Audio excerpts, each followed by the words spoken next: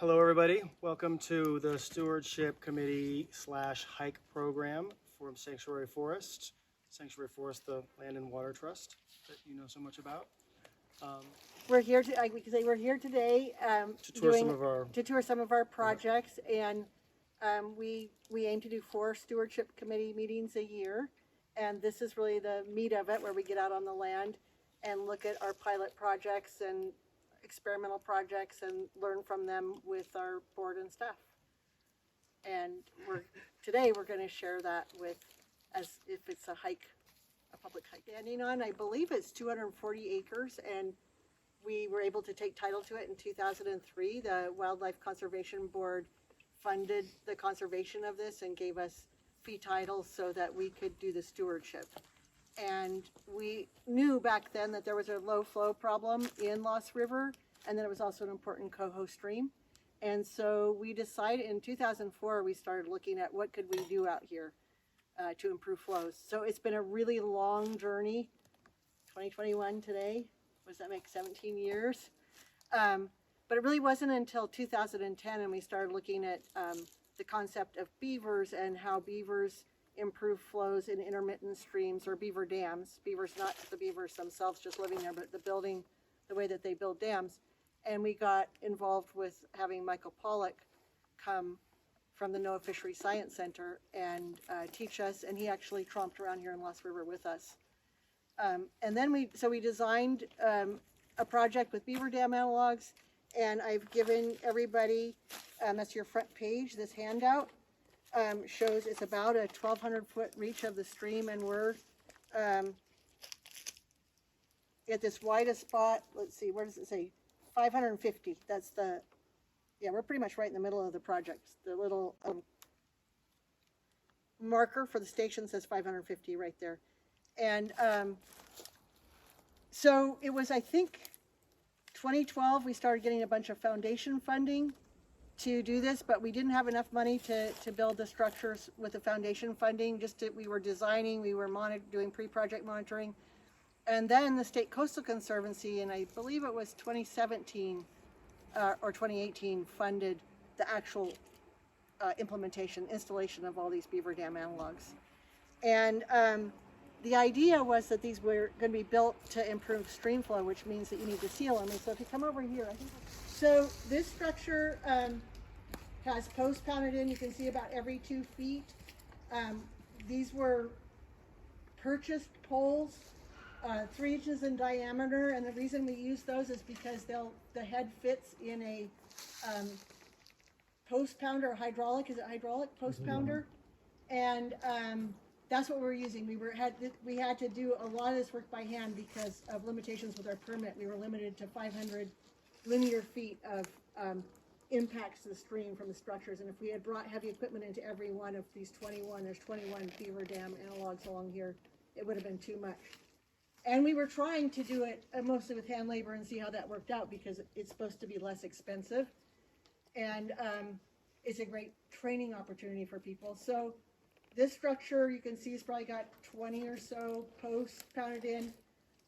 That turned out to be really a lot of work and a little bit dangerous. You're up on a ladder because these are 8-foot posts, if you can imagine, on these sloping surfaces. A lot of times we put a plank across and then people were on the plank, but they're up on top of something with this really heavy. It took about 4 people to manage that thing, and Matt, you operated it for a while. It was challenging. It was challenging, yeah.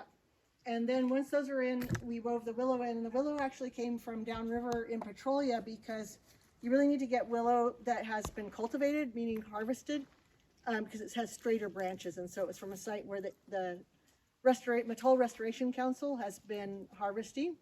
And so we wove that in there. And then on the upstream side, and you can look at this one for an example, we placed by hand all this stream bed material.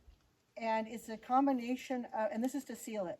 The weave actually slows down high flows when the big storms come through and the water's coming through. It'll slow that down, but it doesn't slow water when it's flowing during the late spring and summer.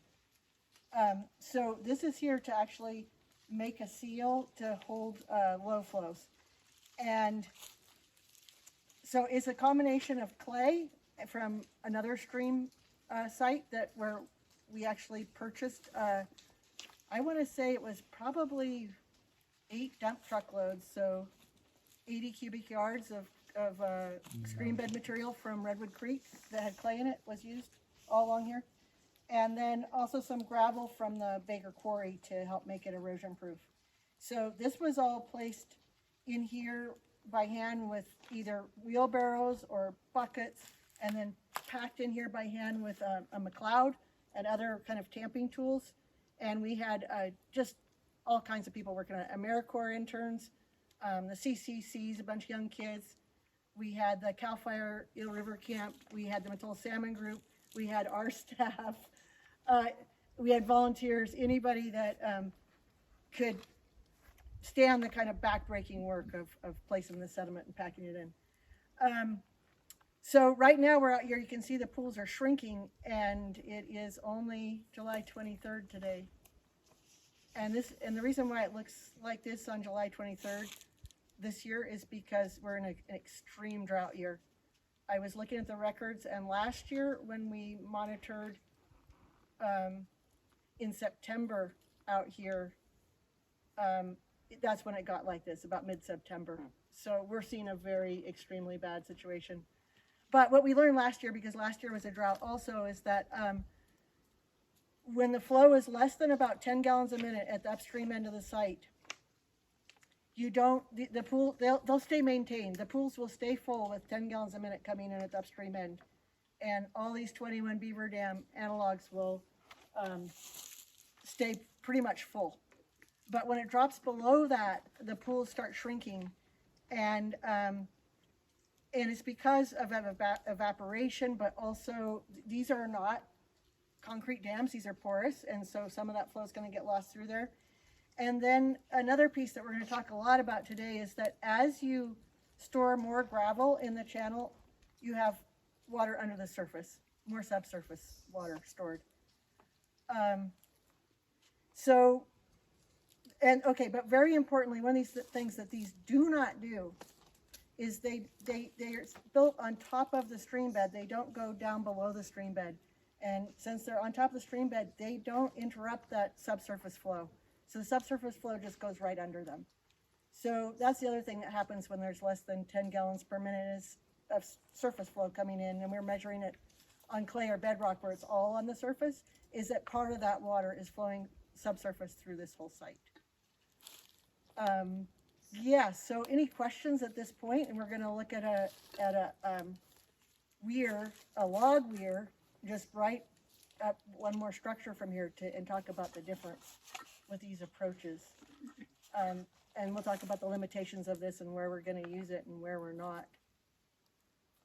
Yeah. Can I ask a question, a historical question about this land? Yeah. Prior to us taking title in 2003, I think you said it was, Yeah. what was the land use going on out here, and how did that contribute to Okay, that's a really good question. So this was we bought this from Barnum Timber, and that it was all owned by Bob Barnum at the time. And as you can see, it was logged, by all these stumps at both. Cam, can you speak to how many times it was logged? It looks like there was some really old logging that was done by hand, and then there was the tractor logging. Yeah, there would have been at least 2 harvests. Whitethorn was settled in the late 1800s or mid 1800s, and there was an original old growth harvest and then a second growth harvest later on that then spread into the fir as well. Yeah. So it was logged, and definitely there's old roads in the creek and places things like that. And there's a very dense forest. When you look on the hills over here, you can see a lot of small trees. And those are all contributing to the low flow situation as well. And that's in response to the big trees being cut down. So it's had a lot of impacts that have land use impacts that have led to this. But it's also, we've looked a lot at the topography, the topo maps for this area, and the ridge is not very high. Gibson Ridge is very thin. It's almost like a wafer between here and what's on the other side? Would that be Sebas? Is Sebas the next watershed over? Or? Would that be Sproul? The next watershed over is Colburn Creek, which is a tributary to Indian Creek, which is a tributary to the South Fork. Yeah. Oh. So what the groundwater that we do get that comes in here is stored in these ridges on both sides in the hill slopes, and slowly coming down, or in some cases quickly coming down, parallel to the ground. Pretty much, it comes the ground surface. It comes down and enters the creek, and we'll probably get to see some places today where if you have like a bedrock interface, we don't have that here. Actually, this is interesting because you can see this bank right here is all wet, so that means that there is groundwater in this bank right here, at least up to there. But if you had bedrock, if this creek bottom was bedrock and then you had this soil on top, you can actually see the water popping out right at that interface. So if you have a tall, like on the west side, Mill Creek and Bridge Creek, the reason why those flow so well is the ridge is much taller. I want to say it's 1,000 feet higher maybe than this one. And so it's volume, right? So its volume of groundwater is way more. And then it's kind of odd, this one. It's one of the narrowest ones. Like if you look at the watershed divide here and you look at the very upstream part of Lost River, it's just like right up against the watershed divide almost. So I think it is numerous reasons why this creek doesn't have very much flow. I think the fact that it's called Lost River, we've always thought that it was because it went subsurface. We've heard stories about that, and if you go up in the old growth forest, you'll see that in the very headwaters. It actually goes underground and then pops out other places, and it is so beautiful in the winter. You can be walking along where if it's base flows in the winter, it's still subsurface in some places, and you can hear it, but you can't see it. And there's all these ferns and flowers in the springtime, and it's very mysterious.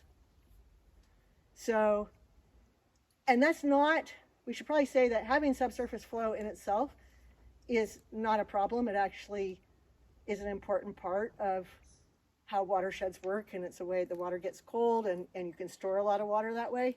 But if you don't have enough pool habitat and surface flow to support the fish and wildlife, and that's what our problem is. So a combination of drought, and we talked about the drought. We only got 50 inches this year. Is that right, Anna? 50?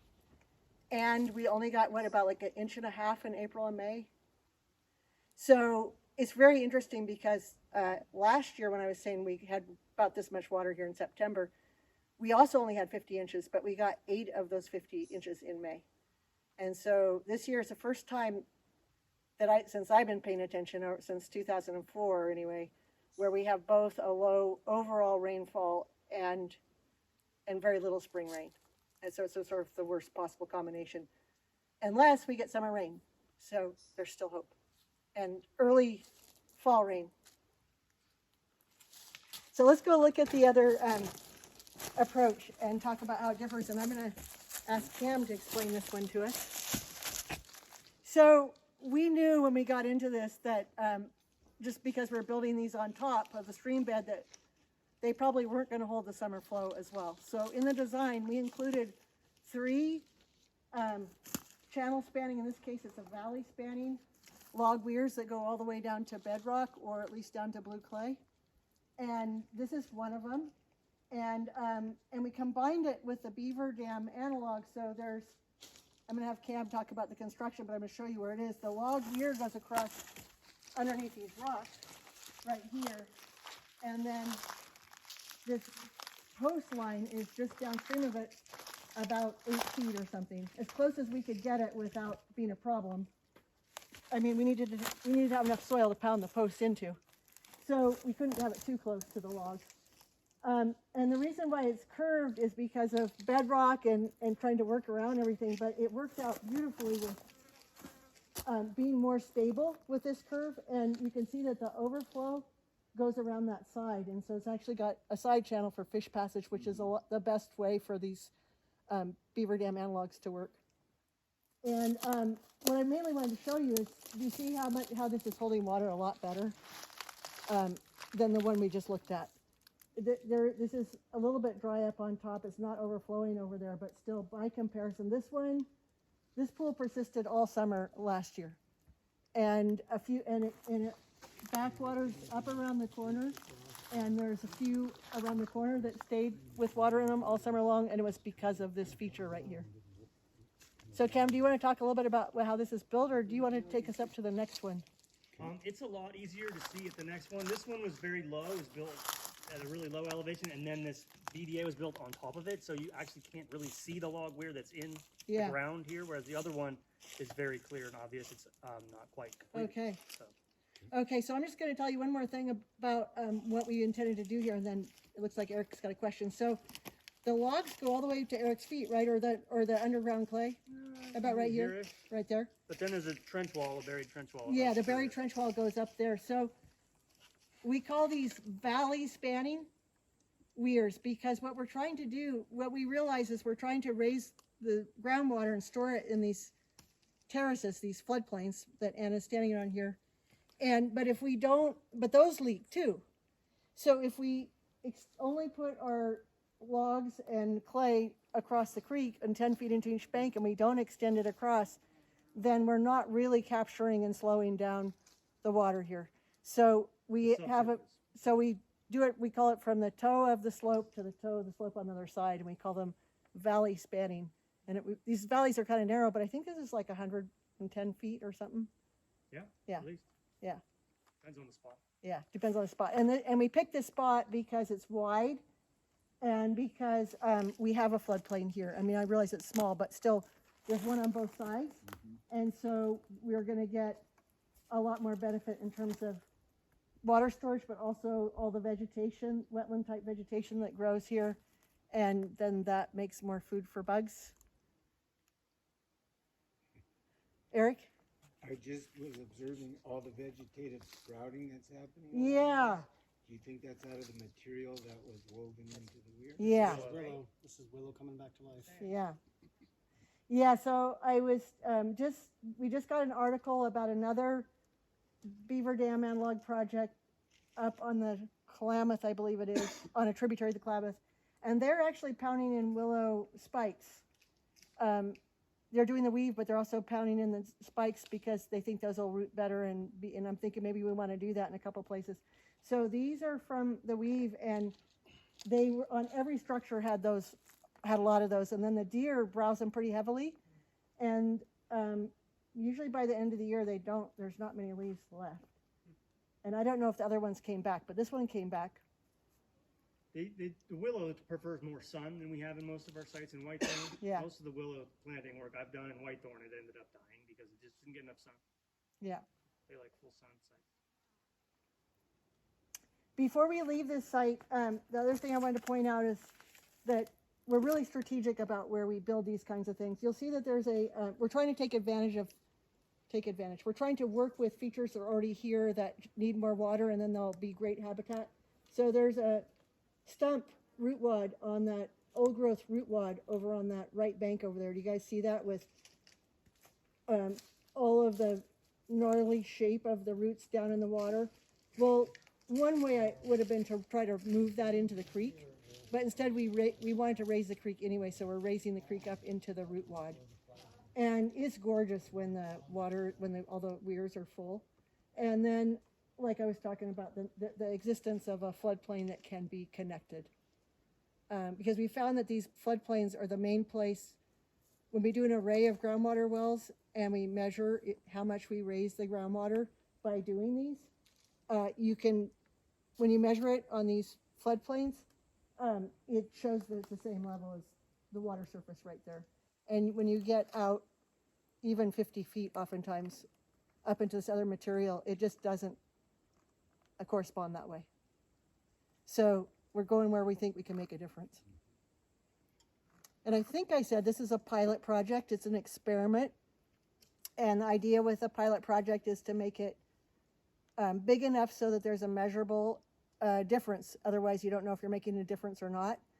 But small enough so that the cost is not prohibitive, and that you start with some scientific questions that you need to be answered, and scientific and practical questions. So like here we had questions like, if we put in little beaver dams, and this really came from Chris Mazer in 2005. He said we need to build dams because we don't have beavers, but they need to be at the scale and function of a beaver dam. So we have different ways of doing that. The log weirs are one of the ways that we do that. They're at the function and scale of a beaver dam, meaning the height and the width across the stream. And the other things that beaver dams do and that we are trying to do in these is making a backwater pool above where we actually store sediment, and the channel will eventually fill in, and the wetland will go all the way out across, and you'll have a little meandering stream here. So you won't, this pool doesn't, it's all dynamic. You couldn't keep this pool this way if you tried. And then on the other side, if the water crashes over the top, which it usually does, except for in this design, it goes off to the side, then you get a plunge pool on the other side. So you get pool habitat there on the downstream side that's usually deep enough, and it's fed by water leaking through here. You get all this different kind of plants, wetland and riparian plants that support different bugs. And maybe Cam, you could say something about that, because I'm not really educated about fish and what they eat and what the food chain, what kind of food chain supports them. The little fish. Well, the salmon that we're interested in mostly eat bugs. They're predators. They're not. They don't eat plants. Yeah. But bugs do eat the algae that grows, and they eat the leaf matter and stuff like this, and then that grows a variety of different insects. There's it's a really diverse group of insects that live in streams, and then the salmon feed on that. So, All right. Nice. it's pretty simple. Yeah. Okay, so why don't we go up and you can show us what you're working on? Okay. Unless, do people have more questions about where we are? Okay. We are going to get some sedges. Anybody that participated in the Baker Creek project this winter planting sedges, to plant along some of these banks, and hopefully that's going to happen this winter. And then up at the pond that Cam and Matt and the Salmon Group are building, we're going to put some there too.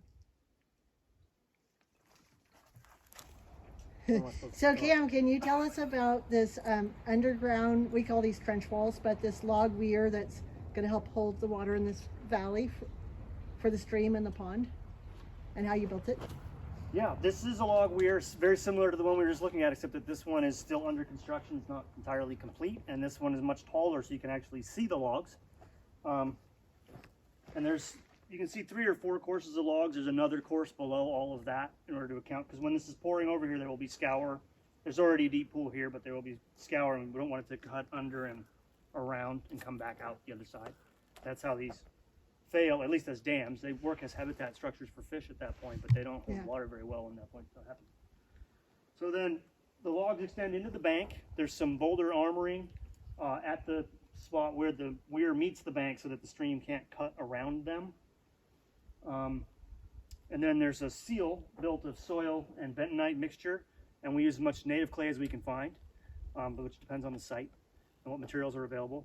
And then that's compacted and filled and compacted in lifts so that we have a bentonite seal running along the weir. You can see it's actually shaped that way. It's kind of a ramp. Yeah. Which helps to mimic, it helps to create over this habitat, this under-scour habitat where when it's falling over, there's a bubble curtain, and there's a lot of cover for fish in this design rather than a pyramid where the fish runs down. It also facilitates fish passage. When this is full of water, there's no jump at all. There's a pool and then right into another pool. So yeah, it eliminates fish passage at flow. Obviously, there's no fish passage today at this low of a flow. And then Tasha was talking about the valley spanning width. You can see the trench wall section that hasn't been backfilled yet running back into the hill slope down back there. That's dug down to the clay layer where the groundwater table is right now. And then as we rebuild it, this is the bentonite we buy, and it comes in these totes. We'll be packing bentonite and soil back in to bring that bank up to its previous level. And then we'll be tying back in, going this way out to that stump. That's why there's still this open section here, because that's our tie-in to continue the clay seal across the valley. There are no logs in that. There's no need for any logs in Right. that. The logs are mostly so that when the stream is running, there's something to prevent it from cutting right through it. The logs might make this, give it some water someplace to run around. Yeah, they would. That's right. They could eventually actually serve as a hole in the weir. Exactly. And also logs these are all pinned together with rebar and stuff, so the whole thing, a lot of this rock is set on top of the weir so it can't float when this is all underwater. And so the whole thing is tied together in that way. Did you get these on site, Kim? Yeah, these logs are 75 and 80 feet long, which is quite a long length to try and Yeah. truck or anything like that. We picked a wide spot in the channel for the weir, partly because that way we decrease the flow velocity over the weir itself and then decrease the tendency of the stream to cut sideways when it comes to an obstruction. But that also makes it harder to get the trees unless you have them on site. You can see there's some stumps back here where we took them all right off the site. We had the trees we needed on site, and we still have a fair number of trees here. Oh, yeah. We're really trying to encourage the redwood here, and then of course the alder and other deciduous trees. So it was really, I thought it felt like a really good stewardship action to cut these fir trees down, because where they were growing, there was redwoods next to them that were given more space. Well, and this site had enough trees that we could take out the trees we needed and still leave the forest canopy of conifer. And also, I mean, where you're standing over there is in the sun because we were clearing for a pond here, so there was quite a bit of room that needed to be made. So that provided a lot of the wood for the other structures downstream. Yeah. So. How deep did you go to hit bedrock on this? Do you remember? Was it? Well, the bedrock isn't flat, so there's a couple of places where the bedrock was probably from here right down maybe 4 feet. Yeah. But then there's other spots in this area here. We didn't hit any bedrock, but we were in the clay, and we don't want to dig a bottomless hole. Sometimes you won't hit anything. Yeah. And so in that case, we put some of the bigger rock in the bottom there to kind of make a floor that we could start our seal on. Nice. And that's worked okay for us in the past. Yeah. It helps having this dewatered. I mean, a lot of this was pumped down when we were building the subsurface part of the structure in order to be able to get in there and access it. So. Yeah. How long do you expect these to last? And like say in 20 years, do you think we'll still have BDAs, or will we have more just buried over stuff? It depends a lot on the size of the material and its condition when you get it. Like this size logs, these came out of they're green still, and they'll be pretty inundated with water most of the time, and so they should last 10 to 15 years at least. Yeah, I would think, yeah. Whereas the BDAs are made out of really small diameter poles and little willow saplings. If the willow doesn't keep growing and thereby stay alive, they will start to fall apart faster than that. On the other hand, sediment flow coming downstream from upstream is going to fill this up. That's what I'm thinking. And so these could all end up buried into the channel, and then they're not going to collapse because all the dirt is filled in around them. It's all just the surface of the channel. That's what I'm saying. That's what we're hoping for. Yeah. That could be the other Zero. advantage of putting in some willow stakes, spiking them in, is to get these to be some living structures so that there's something going on there. And I really like what the redwood does. I wonder if we could pound in some redwood stakes. So I don't know if you can speak to that, Cam. Maybe it needs to have a little root or burl on it. But I love how we have a lot of this in Lost River where there's a redwood that fell across, and then it sends these shoots up like this one, and they make great habitat structures, and they catch wood. Bay does the same thing. Yeah. Quite a bit. Yeah. So so we could add these. These beaver dam structures will be lucky if they last 5 years, and that's part of beaver dam analogs. When we first started building these log weirs, it was actually Michael Pollock that did a design for us, like a standard little template of what it would look like and how the jumps are. And he was calling them a beaver dam analog back then, but since then it's gotten very much more, the nomenclature has gotten very much more strict, and the log weirs are too permanent to be considered a beaver dam analog, because beaver dam analogs by definition are supposed to be ephemeral. Right. And it was really interesting because we came out here with the water board, and they were looking at that we put these logs across the downstream side to give them a little bit more stability, and they were like, does that really, are they still a beaver dam analog? Because now they've got a little bit more stability. And then they realized, because Cam explained, those logs are not anchored or anything. And it's really, you know, it might give them a couple of years or something, but we haven't totally changed the function by doing that. But these new beaver dam analogs are the newest, or one of the, well, stage 0 is newer than beaver dam analogs, and we'll talk about stage 0 today later when we're up on the North Fork. But these newer types of projects, the permitting agencies have to really wrap their minds around it, and then they figure out these what they call sideboards of what you can do and what you can't do if you're going to build them. And one thing that we really were strict about, and it's a really good thing, is we only promise fish passage at flows of 1 cubic foot per second, which is 450 gallons a minute, or more. And that's the same thing for the log weirs. That's what we've been doing since 2012 when we first started doing these with Connor Shea from U.S. Fish and Wildlife and others. And it's really important because when you get to really low flows, there's no way you can maintain the connection. Yeah. And if you've signed onto a permit that promises that, then you're out here trying to do all kind of crazy things don't work. You have to cut through your, Well, and we were given that number because below that, it's naturally occurring that fish passage isn't happening. Yeah. Because you have Yeah. flow going subsurface below riffles and so forth. Yeah. In a normal, natural, undisturbed channel, Yeah, you don't have passage at that low of a flow anyway. So yeah. So does CDFW have like a minimum? It's a no. Well, it's interesting because there's NOAA Fisheries, National Marine Fisheries Service, and CDFW, and usually what we are quoting is the National Marine Fisheries Service. Okay. And what they have is that the maximum jump, it used to be 6 inches. It's a guideline though. Okay. It's a guideline, not a regulation. Okay, so it's more But- academic than. But they enforce it as if it is a regulation. Okay. So it used to be, but it's good to remind everybody that it's a guideline. It used to be 6 inches at 1 CFS, and more recently they updated it to 1 foot at 1 CFS. well, it had been 1 foot, and then people said, well, if 1 foot is good, 6 inches must be better. Oh, okay. And then other people started arguing back the other direction, like, yeah, but the trees were 2, 3, 6, 8 feet in diameter, so 6 inches is not a realistic number. Yeah, it's not what. That's Cohort, not yeah. what the natural condition was like at all. Yeah. Um, Did everybody get the email today? Seeing the little coho swimming in Thompson Creek, I think. Yeah. oh no, great. Yeah, I sent it out to. I don't know if you're right. Do you still get the board emails? Okay, you'll get it then. So there's more coho this year. Mattole Salmon Group is seeing more coho this year than they have in a decade, the juveniles, which is really exciting. at least a decade. At least a decade. And this whole fish's passage thing has a lot to do with coho because they can't jump as well as steelhead. The juveniles we're talking about. Well, and the adults as well. But the jumps that we're talking about are the design for the juveniles, the 6 inches and the 1 foot. And, but people that work with beavers that live in those areas, they have a bumper sticker that says, beaver taught coho how to jump, because they evolved together. And those coho have been navigating in Oregon and Washington, with places where there's lots of beaver, and used to be in California, beaver dams and jumping since time immemorial, right? So sometimes we come up with these regulations. Actually, those guidelines were set for culverts. If you're putting in a culvert, then you can't have more than that kind of a jump to get in the culvert, which makes a lot of sense, right? But then it started getting applied to all the in-stream structures as well. So you want to go show us the pond? Well, what there is of it. Yeah, let's go No, see. no.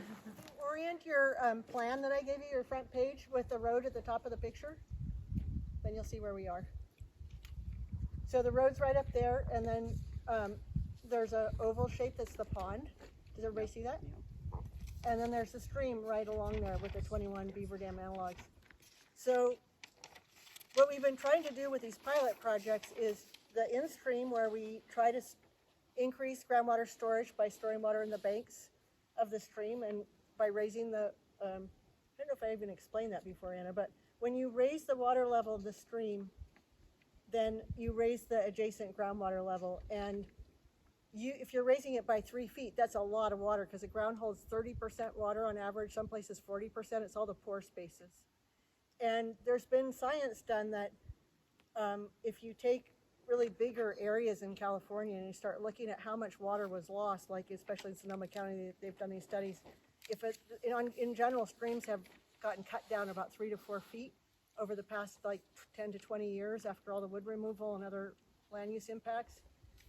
And so if you're looking at a watershed that's 50 acres and all your streams are cut down 4 feet and you've lost that depth of groundwater, and then you look at what that, you can calculate it, and then look at what the 30 or 40% water is, and it's a lot of water. So that's the basis of why this would improve stream flows, is that you're storing more groundwater that then can keep the stream flowing. So there's a method where we do this work in the stream and we try to store water in the banks. And then there's the method where we do it adjacent to the stream on terraces. And this is a very low terrace. In general, the Baker Creek project that we're not going to today, but that one's up high enough to where the groundwater is going to flow pretty quickly through the soil down to the creek because of the head pressure. I think it's about 20 feet higher than the stream, the Baker Terrace. Whereas here, the bottom of this pond is going to be at the same level as the creek. So when we're building this pond, we're trying to slow down the runoff from the hill and increase groundwater storage all around the pond that will help feed the creek, and make what we call a water ecosystem where we have more different kinds of riparian wetland vegetation here. And when you have water bodies next to each other, they tend to keep each other, everything gets hydrated and they tend to be more successful. Sam Flanagan, geologist from BLM who works with us, he hypothesized when he first came out that Lost River, this used to be a flow path of Lost River, that it went that way, but it also came right down through here and flowed in right about where your log weir is, I'm pretty sure, there. So, so one of the thoughts is we're thinking toward the future that as this stream bed rises, because we're catching the bed load coming down, catching the gravel, that this will eventually be connected, and this could be some winter off-channel habitat or connected to the channel. So the reason why we wanted to put the log weir all the way across right there, down there, is to help hold water in the pond. Because what we found from building ponds is that the dirt is too leaky and we run out of the water by maybe mid-August. And so we want it to last until the end of September if possible, the groundwater is associated. So if we put this underground dam that goes all the way across down valley, then the theory, so it's another experiment, the theory would be that that would work. So Cam has been tasked with taking a very rough drawing. I mean, we did lay out the elevation, but it pretty much needed to be fitted to the site and build a pond here. So I'm going to hand it to you to talk about that. Yeah, well, like Tasha mentioned, this was at one time a stream channel. We've been seeing that as we're digging. We come across lenses of alluvial gravel in this surface, as well as clay pockets that hold water really well. So we're sort of managing all that. What Tasha didn't mention, what the pond also does, it's kind of a stormwater retention pond, in that it will convert surface flow coming from the sky and from the hill slope into groundwater, because it causes it to sit here long enough for the storm to pass, and then it can soak into the ground over a much longer period of time and slow down that flow.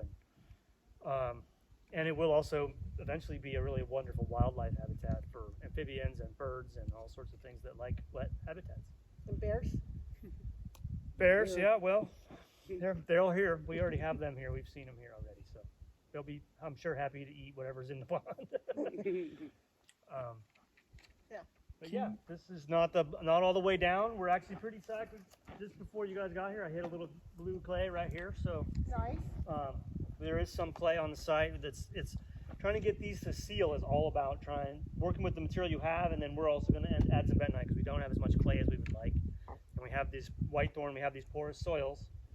The Mattole is called the Mattole because it means clear water, and that's because it cleared up faster than all the other local rivers. Because we have well-drained, the upper third of the watershed is well-drained geologically.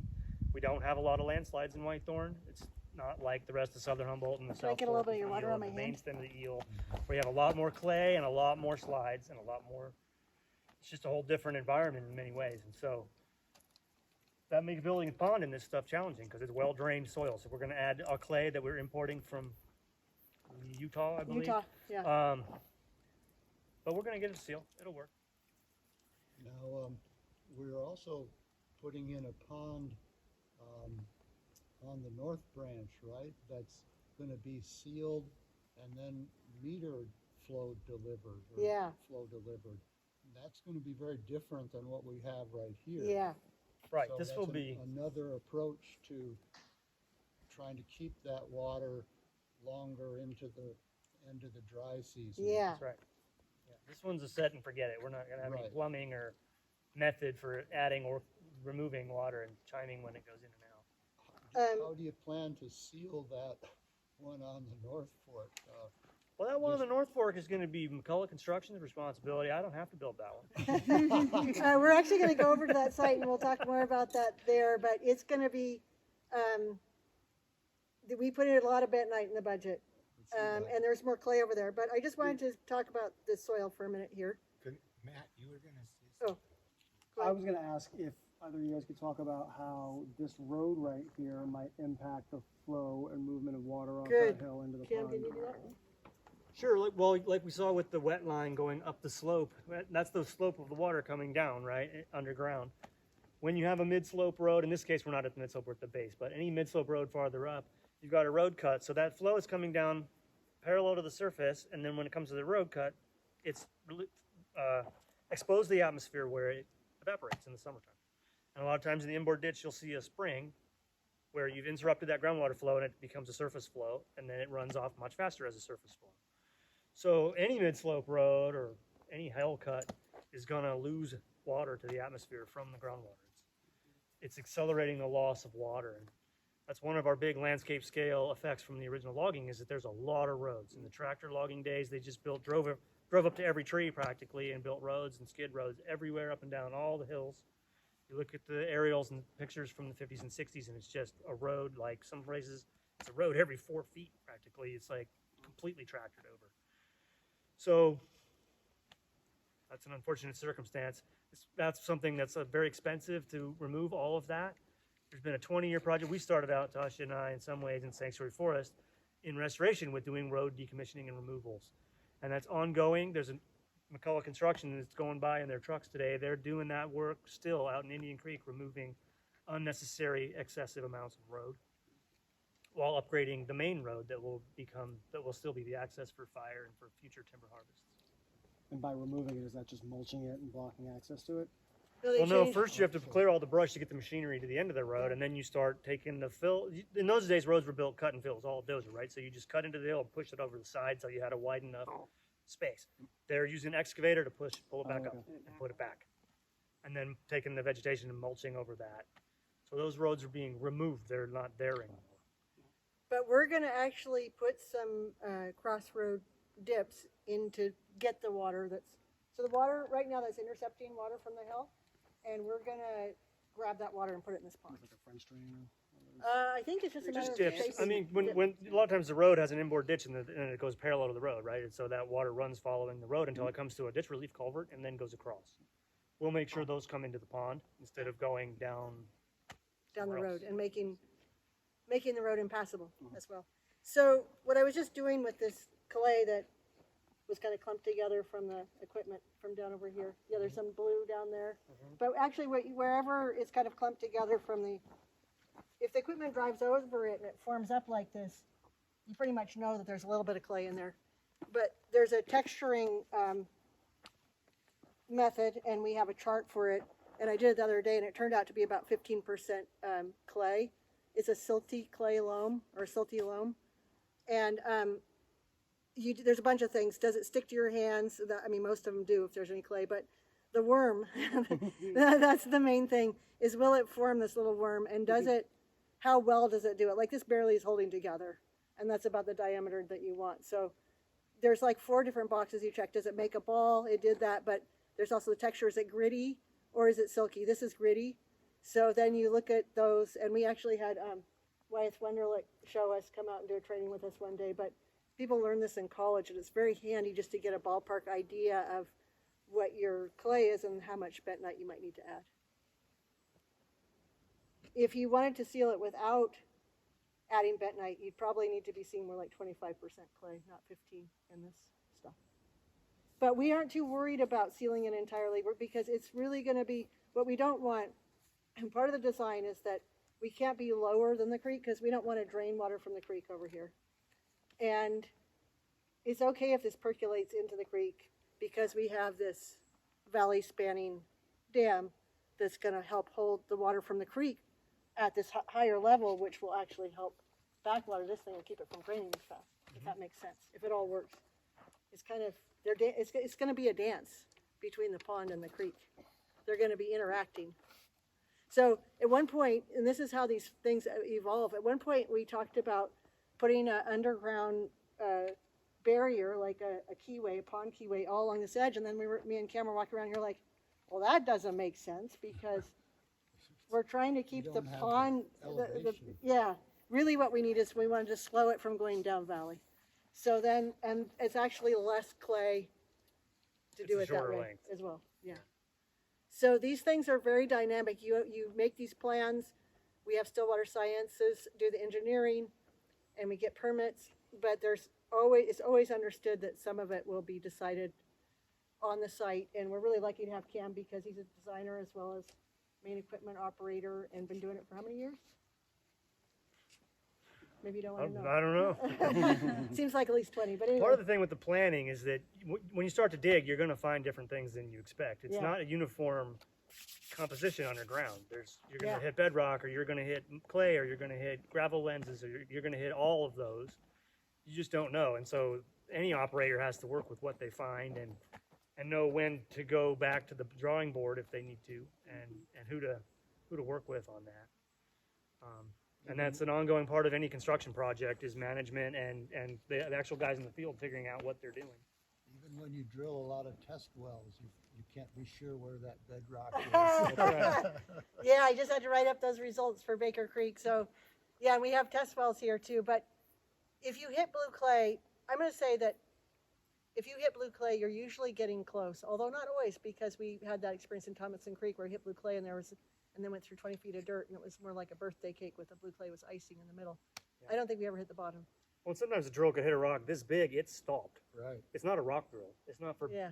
geological work. And so, yeah, you And think, that could just be one little pebble, really, Yeah. that's down there that stopped your drill. yeah. You have no way to know that. Yeah. So nowadays we really scrutinize the data. Like these wells, you can turn and see behind you.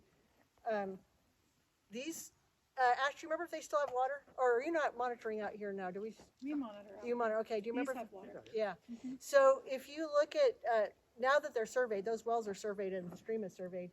So you can look at what the water level is in those compared to what the water level in the stream is by the survey, or what the thaw wagon stream is, and the composition, if it hit blue clay or not, and get a pretty good idea if they went to the bottom. But yeah, on those terraces like Baker Creek, we were so wrong about what was the bottom. That was the deepest trench I've ever seen. I know. So I'm thinking, I don't know what time it is, but I'm thinking we should probably head to the North Fork, and I wanted to make a plan for that with, because I don't think you got my email. I just said it today about that.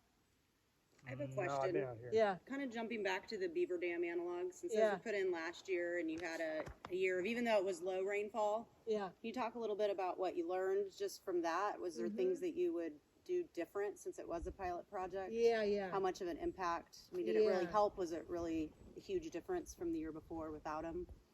Yeah, so, yeah, I'm gonna say, I mean, it's hard to tell because it was such a dry year, Yeah. like how much benefit it was, but what we did see, because we did, pool monitoring and surveying the whole reach to see how much dry reach you have and how length of pools and depth of pools, you actually learn a lot more about your project effectiveness than Streamflow, because these really create wet corridors, is what we learned, more so than increasing Streamflow, because the water, unless it's a steeper gradient, the water just kind of sits there. I mean, the water that flows through the whole thing, but once that stops, it's just water sitting there, right? So what we saw was that there was a lot more volume of pool habitat last summer when we monitored, and at the same flow as pre-project. So the pre-project flow, so that's what we went by, is we tried to get out here at the same flow and then see how much pool habitat we had. The dry reaches were pretty much last year in the in the very driest time got to be a lot of dry reach, but in the earlier season, what we saw is it really benefited the earlier, like June and July looked really good. And we thought, wow, this is going to help all summer long. But we were like, well, we hasn't seen the summer, so we'll see what happens. And then it was about, I'm going to say August 10th, you could see that the pools were starting to shrink. But there was very little, compared to pre-project, even in July, there was a lot of dry reach, and we saw way more. I'm going to say that the winter was the most impressive, though, the winter and spring, because we were able, there's a in-stream kind of really wide wetland area up here that was probably historically kind of an in-stream pond at one time. And that wetland was getting brackish because the stream had dropped down and we raised it up. And now that wetland's really lush. And when we came out here in the winter, we were so excited because we saw that everything was backwatered that we had ever dreamed of, because there was water everywhere. And you're finding when you're digging that there's a lot of water coming out of the bank. So we do think that we're storing, that the project is storing quite a bit of water. It makes, after you do this, when you come back and you have to dewater or subgrade surface, it's a really challenging. Matt has been more of a pump guy. But we have had to move a tremendous amount of water every day because it's flowing out of the banks in vast quantities, almost as fast as we can pump. Yeah, I think I talked about this at one of the meetings. It's a real eye-opening, sort of real-life, real-time groundwater recharge experience that comes in as though it's under pressure, like a broken water main. Interesting. Yeah. But as compared to the log weir projects, we saw that those held water for about a month longer. Okay. Or they held water longer under lower flows but they also last year dried up in McKee Creek and places, well, everywhere that didn't have an upslope pond. The flow got too low coming in. So, but other things we learned that these are not cheap and cheerful. But I was looking back at my notes. So the idea with beaver dam analogs, there's a couple schools of thought, and one of the schools is we're from Utah area and places where they actually have more water than we have here, and they're really trying to use them for habitat and for connecting for winter habitat and for connecting to floodplains, less than like trying to slow low flows and hold water longer. And cheap and cheerful works great for that. You don't even have to worry about the design very much. You just pound the post in and weave, and if the thing falls over, that's fine. But I was looking at my notes. Michael Pollock, when he came out here, said, this is not a cheap and cheerful type of project originally, and I had forgotten about that, and that's why I was kind of frustrated when it got really difficult. But he said, you're trying to do something very difficult. You're trying to slow down this very small amount of water, and you're going to have to really spend time on these to seal them and make them strong. If you're going to put all the money and time into putting all the material there, you don't want it to wash out in 2 years. So in the first winter, even though we didn't have big flows, most of the structures started leaning with the weight of the water. And so that's why we put those stability logs on the downstream side. So we learned that they're very fragile in some ways, in that sediment wedge, if the water gets concentrated on it, the winter flows, it'll erode. And so if you have a piece of wood that washes up on it, or a rock, bigger rock that doesn't have any other rocks around it, it'll just dig a hole right around there, and then boom, you have a hole through it. So what we're trying to do now on all of our structures is make little overflow channels around at least one side of every structure. And so we did a lot of hand digging out here for that. And so those are things that we're incorporating when we go over to the North Fork and talk about that. And as for the log weirs do better as well if the high flows can get on the floodplain. But we're in general, if we're building any kind of channel spanning structure that we want to hold water, hold low flows during the summer, then we're doing some strategic grading on the floodplain to make sure the high flows can get around it. And it used to be this fear of stream capture that nobody wanted the high flow to go around, but we're actually we went back and put it in all of the still water science plans for any structures like that we thought were needed.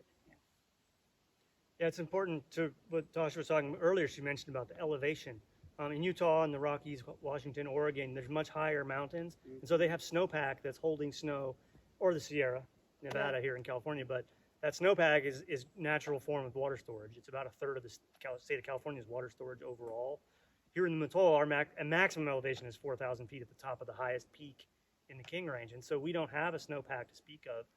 And so that's part of our summer low flow problem, is we don't have this large higher elevation area draining down to us slowly with snow as it's melting through the spring.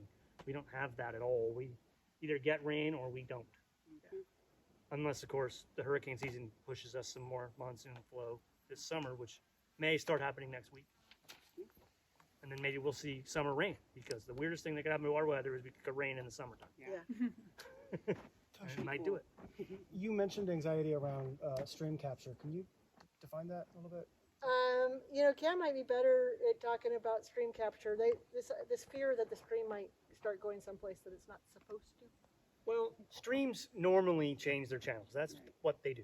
They wander around on their floodplain, and one century they're on this side of the valley, and another century they're on that side of the valley, and they move back and forth, usually during flood events when they're up high and they start to cut somewhere and they end up lower on this side and the whole channel moves over there. But a lot of people today they're not familiar with that process, and they're uncomfortable with that process, particularly if there's obviously infrastructure like houses or roads or something that's fixed on the floodplain. They don't want that to be the channel to cut into under their house and across their road. And so people have gotten kind of fixed about the stream goes here and it's supposed to stay here. And many of these projects that we're doing present the possibility of increasing the likelihood of the stream moving. And we're quite comfortable with that. That's the natural process, and that's what the fish evolved with. And that's the normal way that a lot of wood comes into the channel. The forest grows and the stream cuts through it and drops it all into the channel, and it blocks the channel, and you get log jams. I mean, that's all geology, and that's what we want to be seeing. And in our case, the road is already far enough out of the floodplain that it's not threatened by any of that stuff. In the case of ponds with stream capture, the pond has a lot of surface area, so it's going to lose more water to evaporation during the summertime. And so whereas the stream channel is narrower, it's more under the trees, it's not in the shade as much, or it's not in the sun as much, sorry, it's more shaded. And so if you capture the stream water into the pond, you could then lose a lot more to evaporation because of the more surface area, and thereby lose more water and end up drying out the stream, and also warming up whatever water is continuing to go down the valley. So that's a concern that can be a valid concern depending on the scale of the amount of flow you have, the size of the pond, how much forest canopy is surrounding you, even your slope aspect. I mean, in our case, this is south behind me, so the hills are shading us all morning and all afternoon. So we're not too worried about that on this site, but there are places where that's a concern, and that's why folks that are working at the state and federal level have to think about a wider variety of sites than what we're dealing with in the Mattole. So they have these concerns that don't always apply to our projects, but they ask those questions. Yeah, I think it's also part of the whole idea that you didn't want sediment. So if the stream cuts a new channel, then it will be delivering a bunch more bed load downstream. Well, the material that's in the floodplain, Yeah. it's part of in the geological sense, it's part of the stream. Yeah. The stream deposited that material maybe 100 years ago, 1,000 years ago, and when it remobilizes, it's not increasing the amount of sediment being transported. It's the same sediment that the stream is already transporting. It just took a break for a few years, and now it's moving again. I like it. And when it does that, when it moves over here, right, it fills over there. It's not a change in the amount of sediment. It's just a movement. And you know, as a geologist once put it to me, I think it was Tom. He said, a stream in a geological sense is a conveyor belt for sediment. The water, from a geological perspective, is a minor component. It's just the moving force. It's the sediment that's being transported that is what a geologist is looking at when they're looking at the landscape and how the whole thing is functioning. And the salmon spawn in sediment. They need sediment. They need a certain kind of sediment, a certain size class of sediment. And lamprey also spawn in sediment. They need a different size class of sediment. You need sediment, and you need large roughness elements, as some people call them, which are trees and boulders and bedrock outcrops, to help sort those into the kind the salmon like and the kind the lamprey like, and etc. So you need all of those things in play. You need it to all move. So getting fixed about what it is and what it is right now is a mistake. Geology, it's all moving. The hills are moving. The mountains are going up here. Some places they're going down. The ocean has already come up, and it's going to come up higher, and it was lower before, thousands of years ago. It's coming up. It'll go back down someday. Who knows? Everything changes. The thing about that wandering stream is it creates a longer path length for the stream to take, and that means it has more lower gradient to travel, and it's going to stay in the watershed longer and do less damage. And it's more fish habitat. Yeah. There's 6 miles of fish habitat instead of 1. Right, exactly. Okay, everybody, so we're here on the North Fork of Lost River. The North Fork flows from the north down here, this is a confluence, that we call that the South Fork that comes under the bridge. And then we call this the main stem of Lost River, where the two come together, and it flows about another mile, I think, out to the Mattole River. And if you still have your packet that I gave you, your 3 pages, if you go to the second page, it's labeled Upslope Lost River. And you can't see any detail, but you can get an idea of how much work is going to go on out here. So we were, the 1,200 feet of the South Fork, where we just were looking at the beaver dam analogs and the pond, is not on here. This map starts right where that project ends. And so this is all the South Fork coming along down to where we are. And all these little marks on here are habitat structures and weirs and stuff in there. And then you can see there's going to be ponds on these 2 tributaries. And then on the North Fork, it's almost 5,000 feet of stream. And all the little marks, again, are different kinds of in-stream structures. And then we're going to end up in a meadow, and there's going to be a couple ponds on one side and a pond on the other side. That's all part of the water project. When Joel and I were designing this, we were talking about how Lost River was going to go from being a place that dried up every year to being a water wonderland. But it's an experiment, so we don't know if it will be, but there certainly will be more water than there is today. We're starting to get satisfied with just small improvements, because that seems like that's what you get. And then hopefully, if you get enough small improvements, it'll make a difference.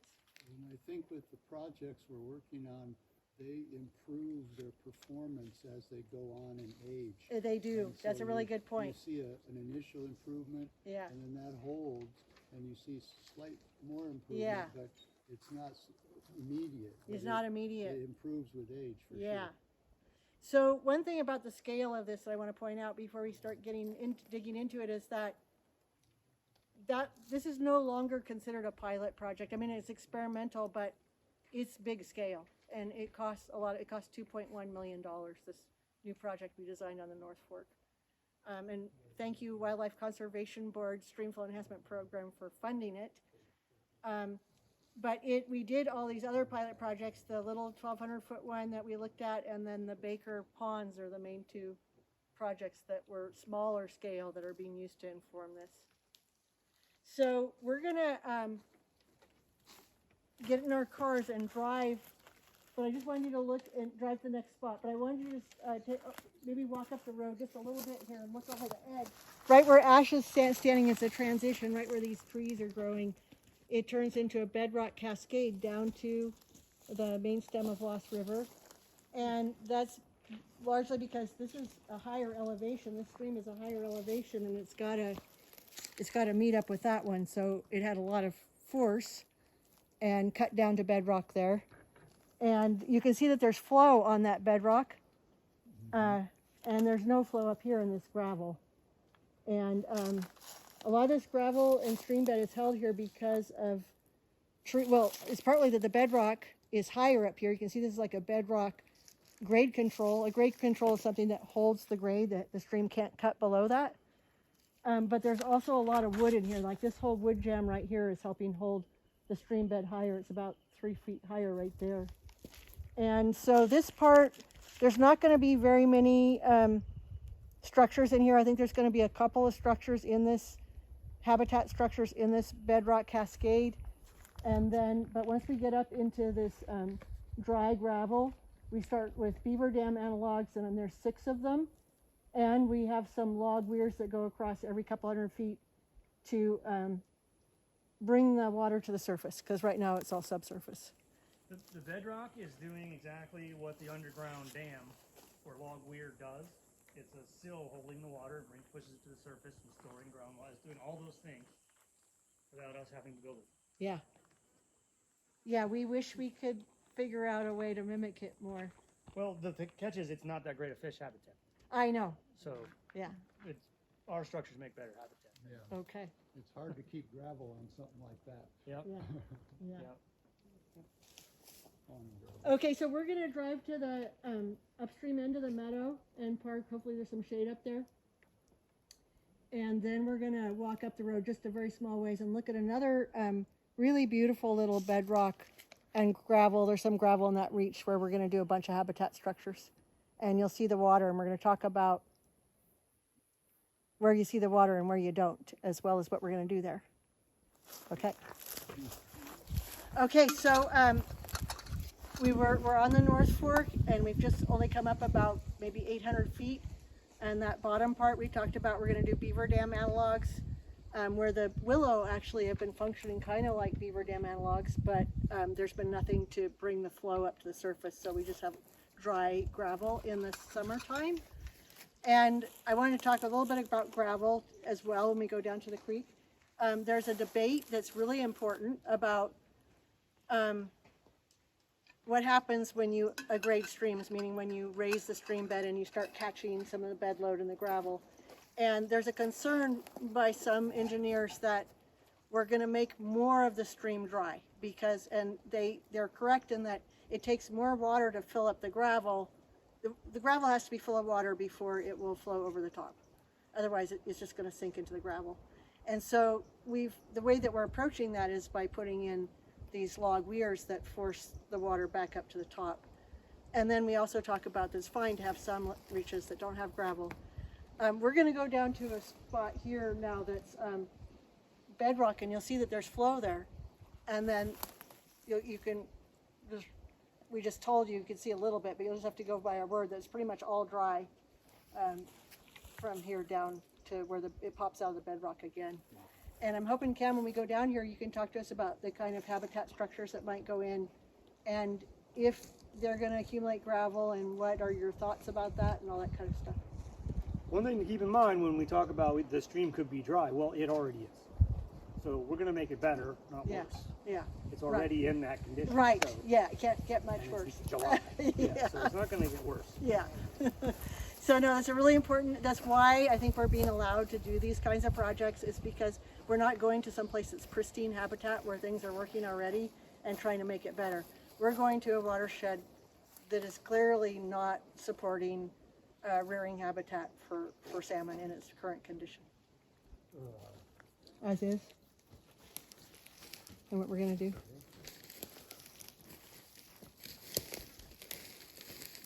What are we going to do? So it's, We're doing habitat structures. we just put in those standard habitat structures, and then it's really going to be kind of up to you, Ken, what they're going to look like. But you know, 4 or 5 logs. Do we even do dry?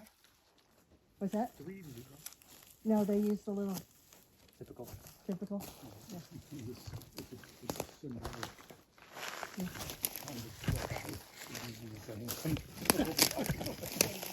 So if you come over here next to Cam, you guys can see that this is all bedrock stream bottom on this next couple 100 feet or so, or 50, well, it might not be 100. It's probably more like 50, 60. And that we have surface water. However, there's not much flow here. So yeah, Cam, could you tell us about what kind of habitat quality we have here with it as it is, and what we can achieve by just putting in log jams and have large wood? Yeah, I mean, what we've seen as we walked up this reach, it looks like this, right? It's this little slot that's cut down into what should be the stream channel, the floodplain. And there's not a stick of wood in the channel. And it's cut down onto bedrock, which is why it hasn't gone any deeper. And so the bedrock's holding the water up at the surface. A lot of this reach we just walked through is dry, where the water's subsurface under the gravel. And what we have here is basically a ditch. It's a drainage ditch. And it's interesting that there aren't any logs in it, because we're in a beautiful forest of rapidly growing conifer. We should see a lot of downed wood in here. But because of the land use history of logging and wood removal from the stream at a time when that seemed like a good idea, there isn't any at all. And so what our proposed project to come in here for this particular reach is to do what we call habitat structures, or traditional habitat structures, that have been built for about 40 years. It's basically just sticking some logs into this channel, wedged in between the trees with some anchoring so that they can't float and move away. And what those logs will do is they will force the channel to go around them. They will be the large roughness elements I mentioned earlier. And so what will happen if we had, for example, a log between these two trees sticking across the channel into the bank right here, the water will be forced to go around that log, under and around and over it, and it will start to cut the bank. It will also slow down the water in the lee of it on this side, which will cause some deposition. And the whole channel will just start to move around. There'll be gravel sorting, so there'll be, everything will just change. This is locked into place right now. It's not quite what we sometimes refer to as a bowling alley, but it's close. It just has fine sediment in it instead of large cobble. It's too straight. It's too straight, it's too entrenched, the sides are too steep, it's vertical. It's literally like a drainage ditch, not like a stream. And so it has very limited habitat utility for fish. All the water that is here is this deep instead of there being any deep pools. Because, as I say, it's almost a laminar flow when it's running. There's no velocity changes because it's not hitting anything. Other than these bedrock, it's hit that. And so you've got a little scour pool at the base of those, and it's holding some water. But so these habitat structures aren't intended to hold water. They're just intended to make the flow more complicated. Speed it up in some areas, slow it down in other areas. They're relatively easy to permit and fund because they're a very well-established technique. They're not experimental in any way. And they do benefit fish habitat, but not as much as some of the other things we've been doing. Like with the weirs, where we're making 100 feet of pool, these won't do that. They might, in this size of a width of channel, they're only going to make maybe a 10 or 20 foot pool. Yeah. And that pool, it may or may not always be a pool. The weirs are kind of guaranteed to make a pool. Yeah. The log structures don't always do that. So since we have gravel right here, if you put a root rod there or something, it could make a scour pool. Well, it can scour deeper underneath the structure because it's not sealed underneath. Yeah. And so that's one of the ways that it makes a pool. Yeah. When the water speeds up, it carries more sediment. Yeah. And so it carries that sediment away and deposits it where it slows down again, Yeah. somewhere else. Yeah. And so you get more of a riffle and a pool instead of just this long, flat plain of Yeah. relatively low habitat value. Yeah. Because the salmon need a riffle to spawn in, to lay their eggs in, and they also need pools for their juveniles to live in when they're rearing. They also need pools to rest in while they're spawning. I mean, you need pools and riffles. This has neither. It just has bedrock and just this plain of gravel. It also, coho juveniles in particular would like to spend their first, after they're born in the winter, spring, they would like to spend their first summer, and then they would like to spend most of the next winter in the stream channel, growing to a bigger size. This drainage ditch, when the water does come up high enough, the water it's like a fire hose. And those little fish they're going down until they come to some slower velocity water. They're looking for that low velocity habitat.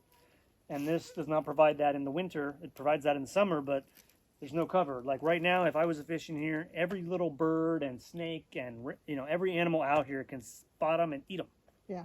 And so they get eaten. They're gone by the end of the summer, even when they're here in the spring, because of predation is a significant problem when there's no cover. Now, if there's some place for them to hide under, like a log or a stick or a cut bank, then they have a better chance of surviving that predation. Yeah.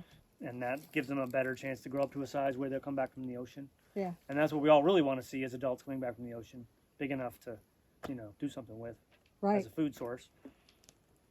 So if we really heavily load this with wood, kind of like we did at Baker Creek in the Bland Reach, then the bedrock will get covered with gravel. That happened in McKee as well, upstream. If you put in enough wood to where it slows down the flow enough that sediment starts to deposit, then the channel will build back up. Yeah. And when that happens, of course, then the channel at high flows will go up onto the floodplain and reactivate that floodplain. Yeah, so that would be how, if we wanted to reconnect it eventually in here, that's how we would do that. And then we would have a bunch of gravel that would need to be filled up with water before you'd have surface flow here. So is there a downside?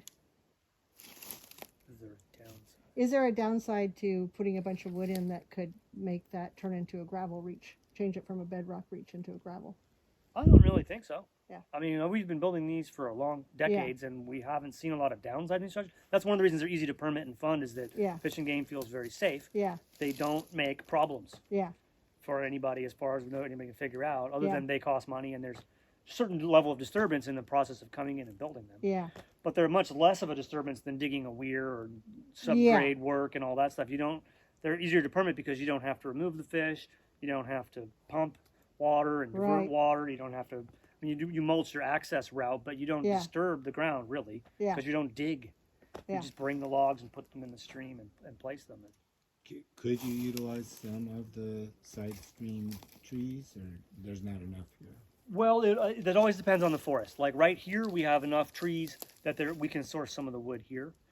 I also work in forestry, and I also like to look at what are we leaving to grow for the future? Because in the long term, the ecological process is that the forest provides the wood itself, and we don't have to step in.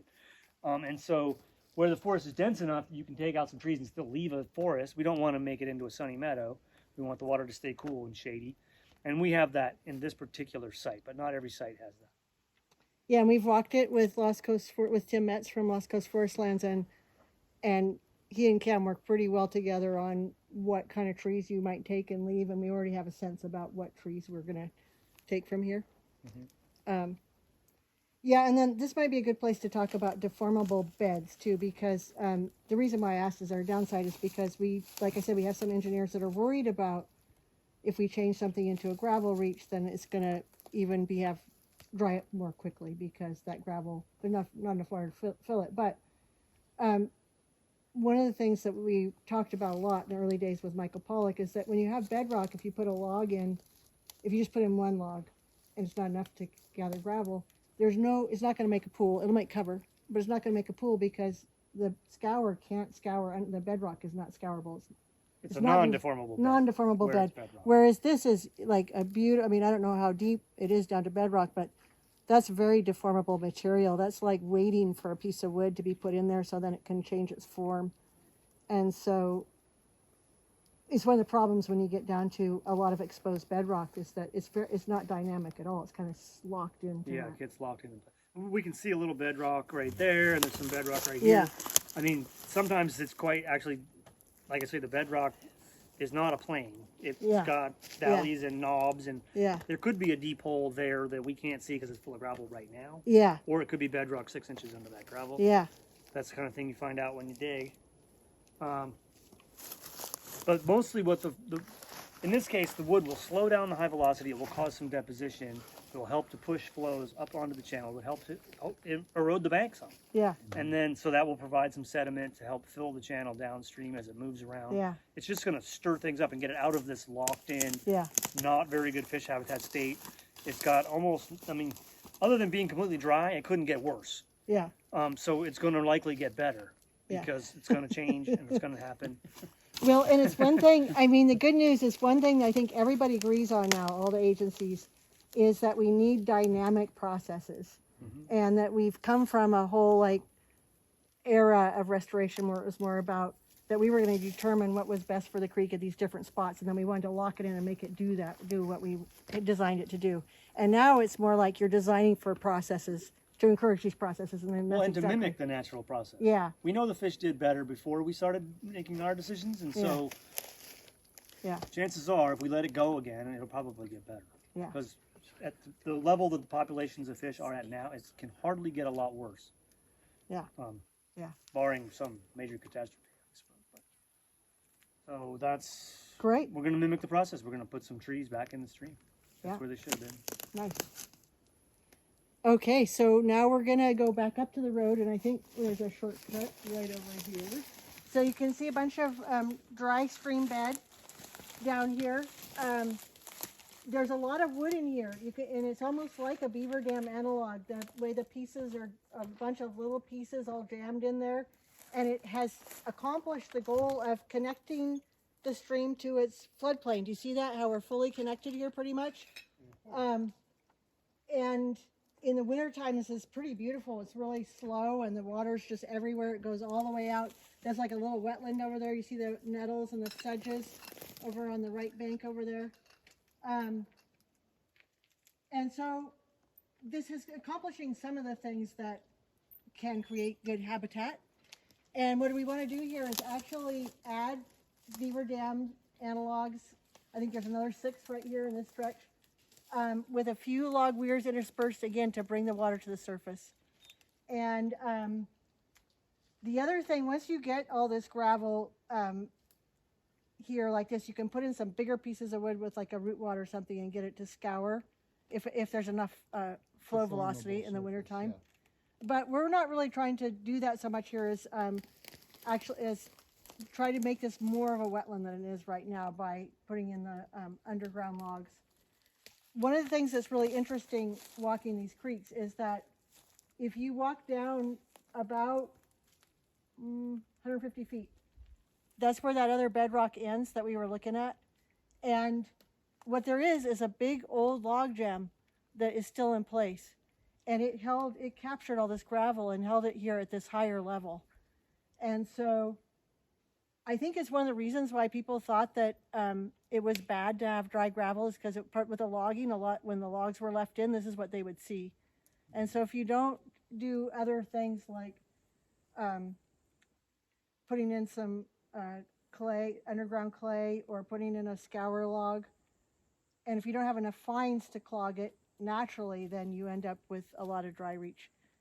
But we have to be careful not to get too hung up on dry reaches being a problem as well. And maybe, Cam, you could speak to that, how the whole idea of the river discontinuum, and a river has reach, you want variability. You want reaches that are just gravel reaches that store subsurface water, and reaches that are pools and habitat. Can you talk about that a little bit? Sure. Yeah.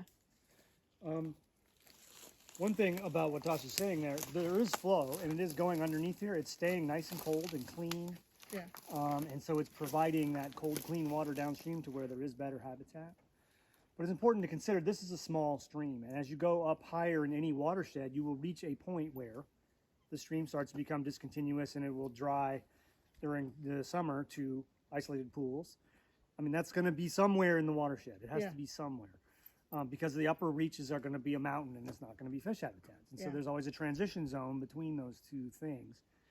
And interestingly enough, fish often will survive in those isolated pools through the fall, especially if they have that cool, clean, hyperrheic flow. You don't see it. They look like they're isolated in a pool, but there is in fact flow, and they survive well. So this is that kind of a stream where we're sort of pushing up towards the limit of anadromy, we would call it, the upper end of the watershed. And we're trying to expand the fish habitat potential here and improve it, because we have this nice low gradient. It has a potential. If we can just get the water to the surface and store more groundwater. And again, these full reaches, the water that's in there is all underneath of us going out. There is water. It's not currently available to fish at this location, but after we put in some subsurface weirs that push the flow up, it will increase the storage, and it will increase the amount of water that's on the surface for fish to use. And as you were saying, with a deformable bed like this, if we put logs in, we can get scour, and we can actually make pools out of this.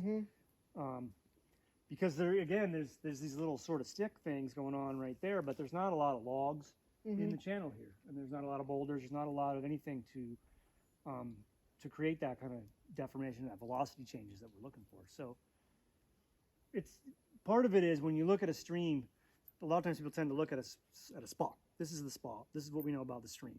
Yeah. But of course, what Tasha was referring to, just around the corner, it's different, and around the next corner, it's different. And so you have to walk the whole stream and look at the whole reach and think about the balance of different habitat types. You don't want all spawning habitat. You don't want all pool. You don't want all of everything. You want all the little pieces for all the different species. You want that diversity of habitat type stretched along the stream. But we like the fact that it's up on the floodplain here, like Tasha was saying, in the wintertime when this is running, because it's all full and it's wandering into there and making a marsh basically, or a swamp, as it goes onto this floodplain. Those are all really nice characteristics. We like that. And the sediment that's trapped here is the sediment that doesn't fill the pools down there.